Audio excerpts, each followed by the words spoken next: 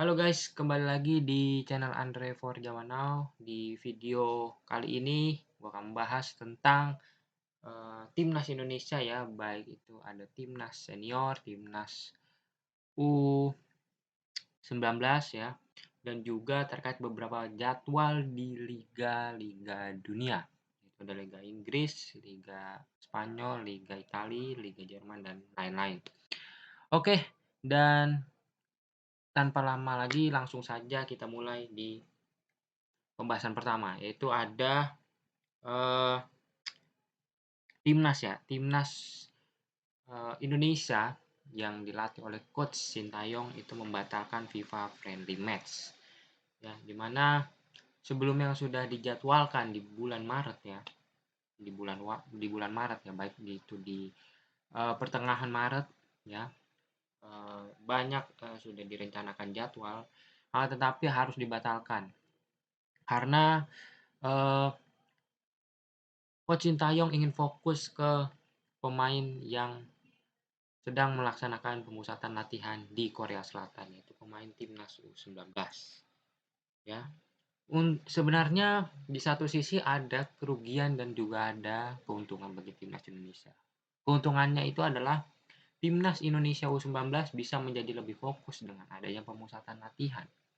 Akan tetapi kekurangannya adalah timnas Indonesia senior tidak bisa mendapatkan peluang untuk menaikkan ranking FIFA ya. Di mana saat ini timnas Indonesia sudah berada pada posisi ya, ranking FIFA ke 160 ya, ranking dunia ya.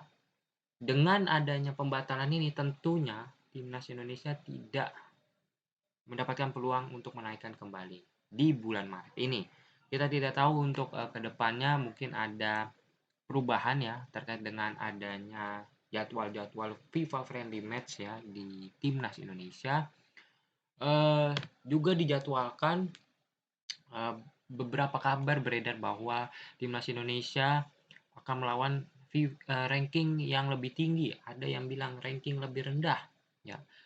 Ya itu menurut gua itu sangat bagus ya. Tentunya untuk ranking lebih tinggi kita bisa belajar lebih banyak ya, tentunya gue lebih suka ranking lebih tinggi ya, tetapi uh, di sisi lain ada juga yang ranking lebih rendah ya, tentunya kita bisa dengan mudah untuk memenangkan pertandingan karena ya secara di atas kertas kita bisa mengungguli lawannya itu ya, karena di bawah kita peringkatnya. Nah ya, salah satunya kemarin kita sudah menjadwalkan kita akan bertemu Kroasia gitu ya, tim elit dunia, tim bagus ya, tim bisa dibilang timnya rata-rata pemain-pemain berkelas dunia ya. Ya, itu akan rencananya akan didatangkan namun batal ya.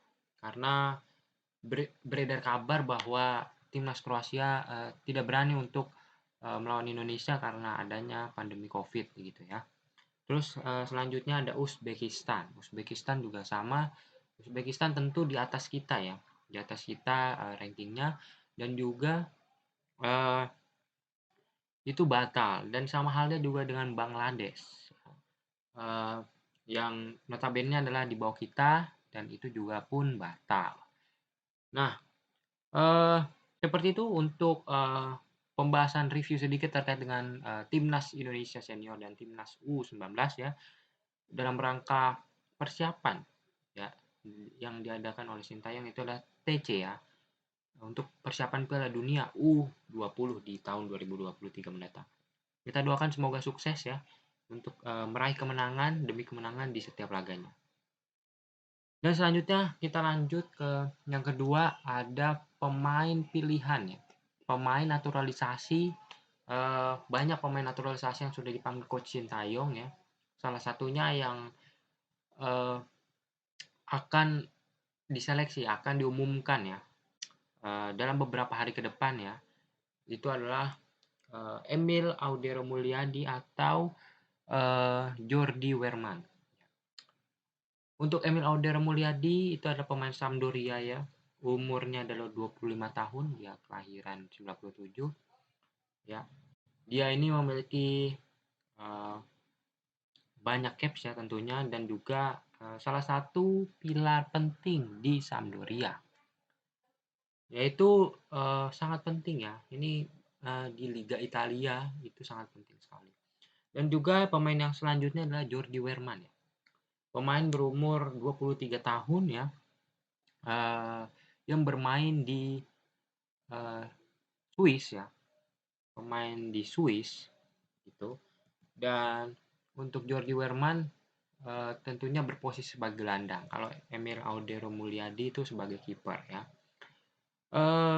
Dan juga dia adalah campuran Belanda dan juga Indonesia, Jordi Wehrmann. Oke, nanti kita bisa, apakah Indonesia membutuhkan kiper atau gelandang sebenarnya? Ya, kalau menurut gue sih ya lebih ke gelandang ya, karena saat ini timnas Indonesia butuh yang adanya posisi yang benar-benar di tengah gitu ya, yang bisa mengunci pemain, yang bisa mengontrol permainan ya, harus bisa mendeteksi permainan itu seperti apa ya, seperti itu. Dan dari pemain ini tentunya bisa diharapkan ya oleh Coach Sintayong bisa memberikan dampak perubahan yang cukup besar seperti itu. Dan selanjutnya ya, kita beralih ke liga-liga Inggris ya, liga-liga Italia atau Liga Dunia yang kita biasa kenal gitu ya. Di sini ada pertandingan yang ada untuk besok ya, untuk akan tayang hari ini karena gue buat videonya kemarin ya. Jadi gue bilang besok. Dan tentunya adalah La Liga ya, Liga Spanyol itu mempertemukan antara Mallorca versus Real Sociedad ya, di jam 3 waktu Indonesia Barat. Dan ini mempertemukan ya, untuk head to head sendiri Mallorca sudah menang ya, menang di atas kertas dengan kemenangan head to head 4-1 gitu.